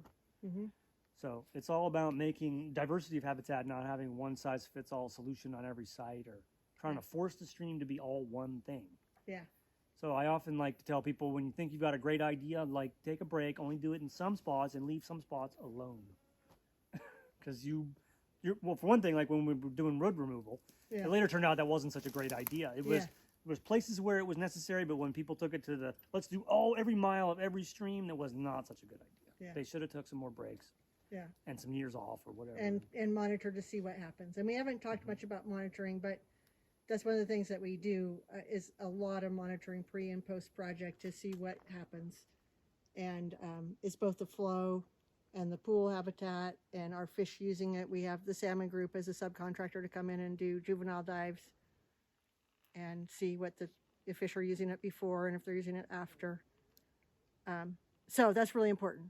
And that wasn't going on back then, so that helps keep in check some of these things. Yeah. Okay, well, good. Well, let's go up to the next crossing. It's getting late, so we're not going to spend a bunch of time at this crossing, but just to say that this culvert, since we're raising up the stream, and this culvert's already a little low and wood can't pass much, and we're putting a lot of wood in the stream upstream, this is going to come out and a bridge is going to go in there. It's gonna And- be a box culvert. No, the box culvert's further up. This is going to be a flat car bridge, and the Mattole Salmon Group is going to put it in. So we're going to drive up and look at one of our stage 0 spots. It all goes up, and this is more floodplain than we usually have. This is a lot wider. And so again, Sam Flanagan, who's our BLM geologist, when he came out here, he was like, "You guys need to do stage 0," because everybody was learning about it. Stage 0, in stage 0, what we would do is we would come in here with a cat and bulldoze the whole valley. And we would scrape the entire floodplain down and make kind of a bowl shape and erase the creek where it is right now. And then we would take all the trees that we had to remove to do that and just lay them down willy-nilly, and then we would allow the creek to form its own self. I mean, we would allow it to form where it would, based on, it would hit the wood and it would form. And when that happens, you get this sort of multi-threaded channel.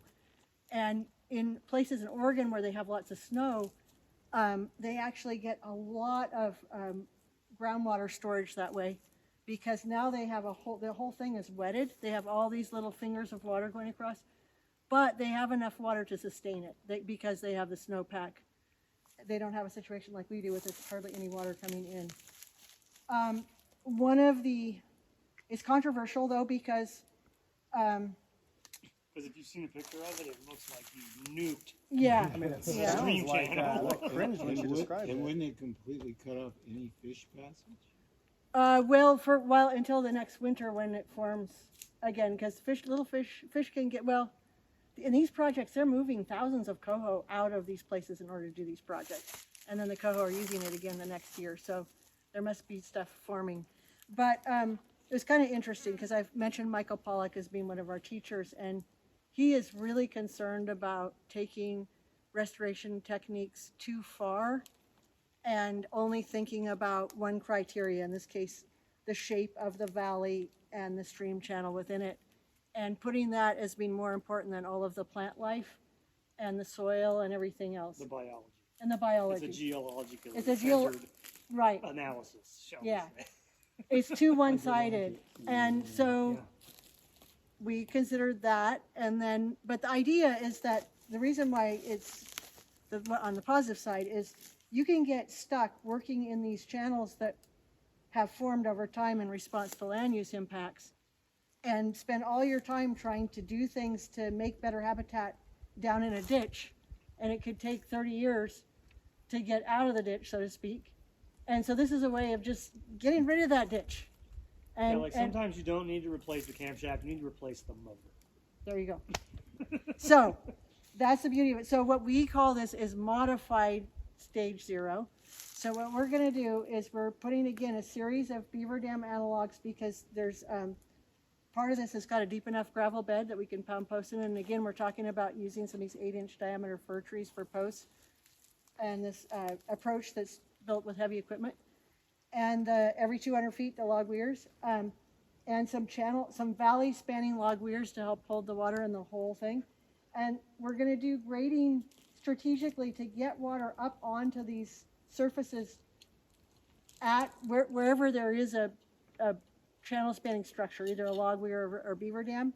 And we're filling that material in the creek, but we're not going to bulldoze the whole thing. We're going to take areas where we want to get water, and we're going to take areas with lower biological value, so to speak. One of the things that seems to me is, other than the bowling alley that Cam was describing, this is a pretty severe meander that's happening. Yeah, and we This like has that. some nice Yeah. sinuosity. Yeah. It could have more. Well, and with regards to fish passage, is this not high enough up in the watershed that we're almost approaching the out of anadromous zone where we don't really have to worry about that? No. It keeps going like this for a good So ways, yeah. so if you're looking at, if you want to get out of the anadromous zone, you pretty much need about an 8-foot high bedrock waterfall, because steelhead can Or a jump. continuous high grade. Yeah, because steelhead can jump. So it's very few fish are up here, but I haven't actually we didn't see any fish this week when we were up there, but a couple of years ago, me and Joel were up designing up further, and there was this little tiny puddle about like that, and we stepped next to it, and all of a sudden this 2-year-old steelhead came up out of the mud and went back down in. So you'd be surprised who hunkers down up here. Not that there's very many, but they do still use it. So in this we specific still have project, to we do would fish do the passage. removal. We still have to make everything so it's no more than 1 foot jumps. And there's boy, there's a lot of structures. I printed something so I could see, but there's a total of 64 channel spanning structures in this project. No, the whole thing. And there's 18 valley spanning buried log weirs, and those are further up. And then 12 channel spanning buried log weirs. So those are shorter. They only go 10 feet into the side. And then 22 beaver dam analog post and weave sealed structures, and then a bunch of wood jams. So we're gonna be this whole thing. So the Mattole Salmon Group comes up to the next crossing, and we'll be doing all of these structures. And then Mackie will replace that culvert with a box culvert, and then there'll be all these buried weirs where you fill the entire thing in. You put the logs in and you can entirely fill the stream. And let's take a minute to walk up there, because that's where we're running out of time, I know, but that's where okay. So we're now on the section that Mackie McCullough is gonna be implementing, and I didn't mention, but Mackie McCullough prepared a cost estimate for the part he's doing, and Mattole Salmon Group prepared a cost estimate for the part they're doing, and we use that to apply for the grant funds, which will make it much better when we go to implementation, because the contractors already really studied it. Anyway, here is where the buried log weirs go, and you can see that this creek is made into a ditch by the road being so close to it, and again, very poor habitat, and the road is caving into, which is a sediment problem. So we are going to actually put these log weirs in and then fill it in with material from this old road. And if you look at the slope of that hill, that's basically what's going to be used. So they'll follow that slope down, and wherever that natural slope comes out, that'll be the edge of the creek instead of where it is. And it may be that there's a small bench in some places that's just a couple of feet above the creek. But in any rate, this creek will be about 4 feet higher than it is right now. And so therefore the need for a box culvert that's higher, and the road surface will be raised to make room for all this. You guys see how it's not really obvious. There's an old road that was, in this part, the road was in the creek. And then the creek cut through it, and it's just all this, there's some slash there, but it's just a mess. So this is a more engineered approach where it's all going to get filled in, like the modified stage 0 thing, but with logs every, I believe, 30 feet or something to help hold it and to get the water to come to the surface. Yeah, that's the other risk with the stage 0. And if you get really high flows in the very first year, you can go backwards away. Yeah. Yeah, you can look out.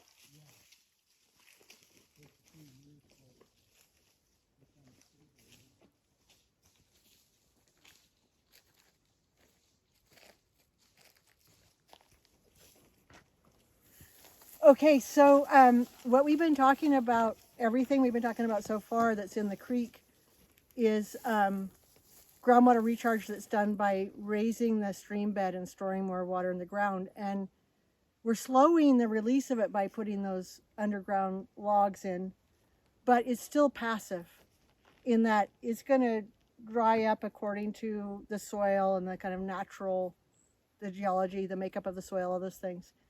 What we've learned is that those kind of projects in a drought year do not make it through the whole year. They don't support fish habitat. The pools dry up, and that you need, we call it more like active Streamflow Enhancement, where you actually have a pipe with a valve on it that you can put water in the last couple months, like from August 15th. In a year like this, it would be from July 15th. You need to start doing it. So we have designed a pond that's gonna go, if you see where the stakes are and the pink ribbon, that's the edge of the water line. And there's one back over there. They're up at the shade line on the other side is kind of the other side of it, and they come all the way down. See these stakes here? So the road is no longer here. You have to remember it's up there, and so a person could stop up there and dive in. Or cast a line. Or cast the line. Anyway, this one holds, I believe it's close to 1 million gallons is the calculations. We're trying to make it fit the site and maximize the storage. And on one end of it, they wanted to keep this as a potential garden site. So on the skinny end up there, we're actually going to take some of what we dig out and make a little flat on that end. It'll also help to take the road runoff and shoot it back into the pond on that end. So there'll be a nice little flat over there that for a garden. And that's kind of how we got Lost Coast Forest Lands excited about it, is they can use this for fire water as well as for, it'll be for, you know, if there's a fire, then that comes first, so we get used for fire. But it's beautiful, and they can still have their garden, and then we can put the pipe in. So the idea with the pipe is that between this pond and there's one on the opposite side, come down here, you can look over the opposite side, there's actually a flat over there. And so that pond's gonna be much smaller. It's gonna be 400,000 gallons. And once you subtract evaporation, you get about 1 million gallons. And with 1 million gallons, you can run a 9 gallon per minute hose, meaning a little bit from each one, totaling 9 gallons per minute, down to the creek for about 2 months. 100,000 minutes. Yeah, well, I'm glad you can do that math in your head. I had to do it. I'm saying it from memory, but because I had to calculate it. But and so this is kind of what we've realized, the limitations of these sort of more natural methods that we've been trying to do, where we don't have, the whole idea is if you don't have to have any infrastructure that nobody has to go out and manage, that's what you want, because otherwise you have to have someone go out there and turn on the faucet and make sure it's running at the right rate and see if it's clogged and all those kind of things. But what we're learning is that for at least now, with the watershed and the condition that it's in, is that we need to be able to have this ability. When I say that, it kind of depends on how Baker Creek, we're still learning about Baker Creek and that underground dam that we did at Baker Creek, because if that slows it down enough, then we can build ponds like the Baker Creek ponds. And but you either need that underground dam to really slow it, because our natural hydrology is too leaky and it'll all go out by August. There won't be hardly any groundwater coming into the stream. Or you need to seal the pond really well and put a pipe in it and just hold the water there till you need it. And David, you were asking about how we're going to seal it. So like, for example, on this one, the design involves digging a keyway underneath where the berm's going to go before you even start building the pond. You dig down to bedrock, and we think we know where it is here. We'll see. We've got wells around, as you can see here, and then you build your berm up, and the keyway goes up in the berm. And Joel felt it was really important because this soil is a little bit less stable than some of the places we've been before. So he thought it was really important for this to be very engineered. So it's not going to be built the way we did it, the keyway at the Baker, or the trench wall at Baker. It's going to be actually rammed every 6-inch lifts coming all the way up. It's not going to be building the thing and then cutting a trench and then making a bunch of gooey stuff in there and over moisturizing, wetting it to get it to fill the trench. It's going to be packed in a drier way. And then the inside of the pond will probably also put a bentonite blanket as well. We don't want to put liners in here because then that's plastic garbage we're going to have to deal with in the future. And the whole problem with wildlife and all those things. This will be shaped so wildlife can still 2-to-1 slope, so wildlife can get in and out of it. And I brought just a little bit of the math to tell you how kind of amazing it is, the difference between the two approaches. Now, let me see if I've got that here. So that's the North Fork.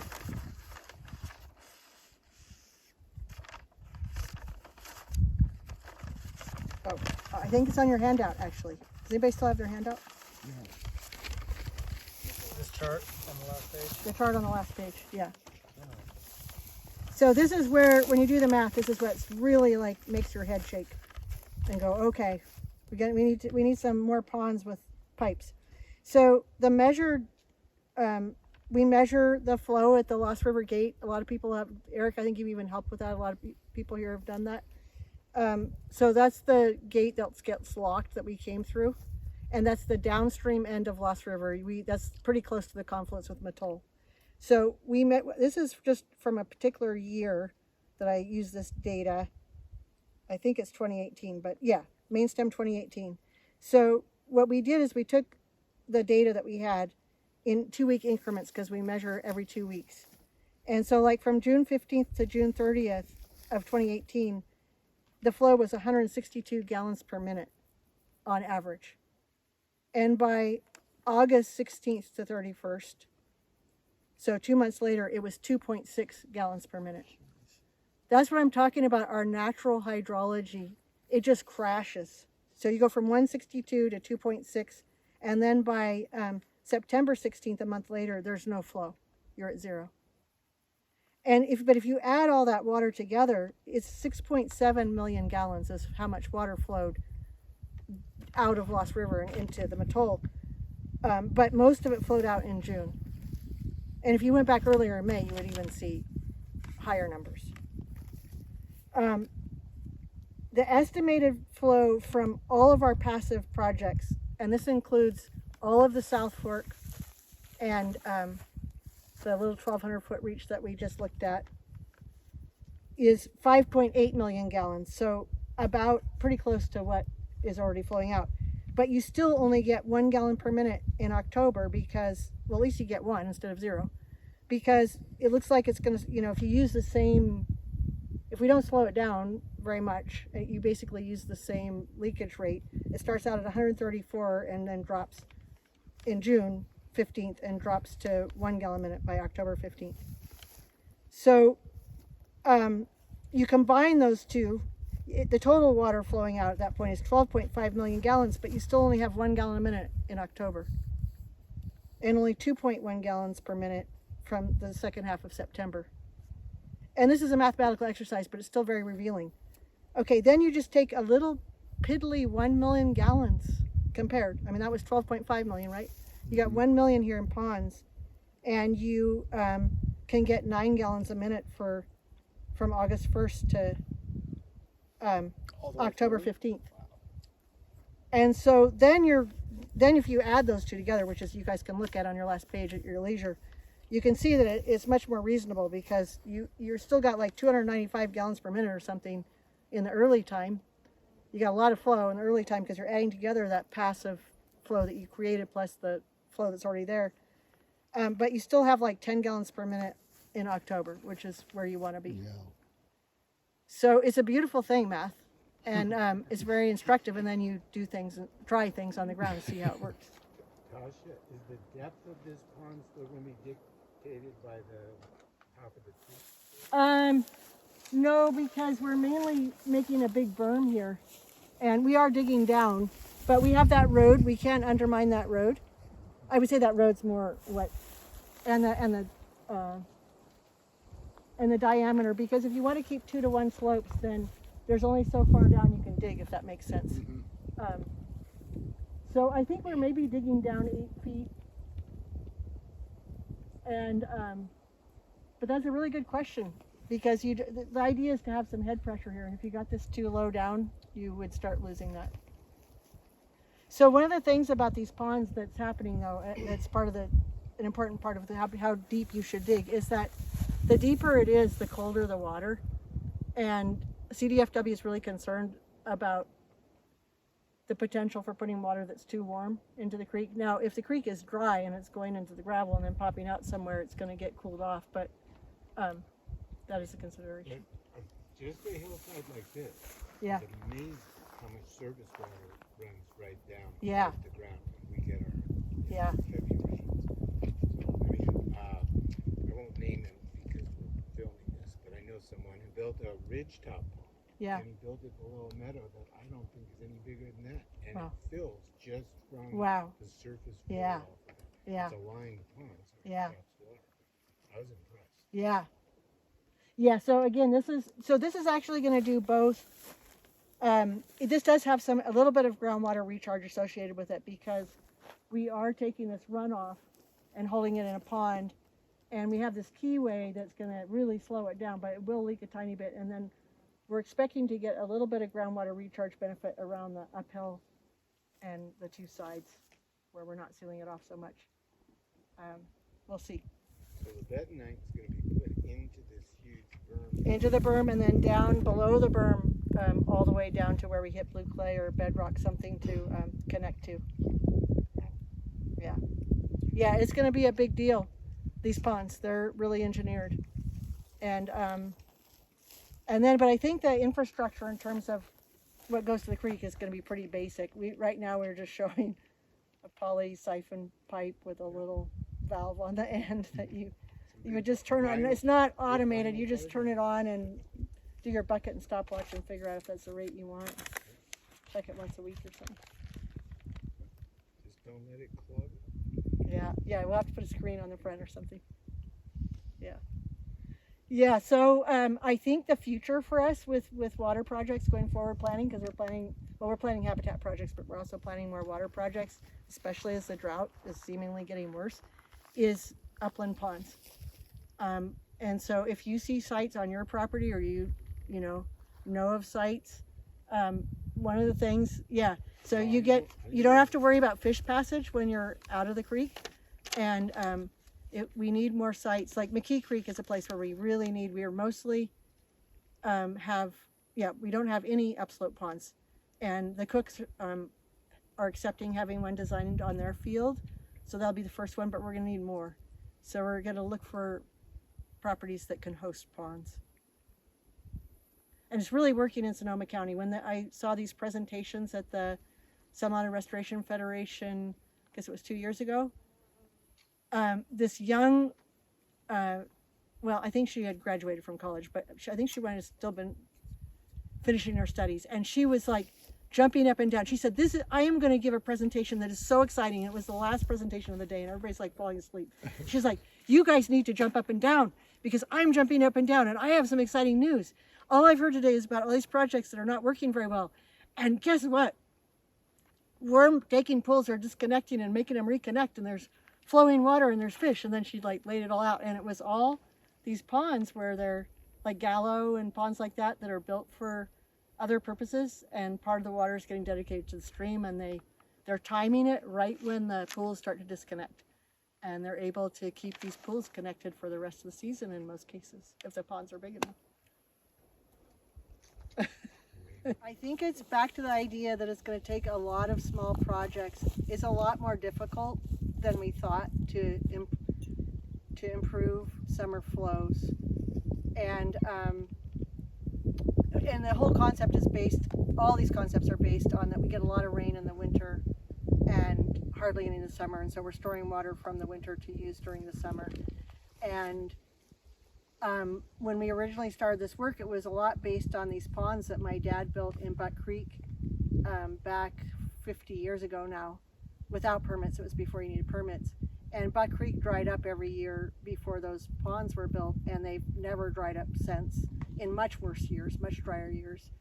And the Buck Creek will flow at 20 gallons a minute when the Mattoles stopped flowing. That's what happened in 2008. Mattole stopped flowing for a month, and Buck Creek was rocketing along at 20 gallons a minute. So we thought, well, since that worked, we could build a bunch of small, that was the whole beaver dam analog thing. A whole bunch of little structures would do something similar, and it would be fish friendly, it would be more natural, but it turns out it doesn't.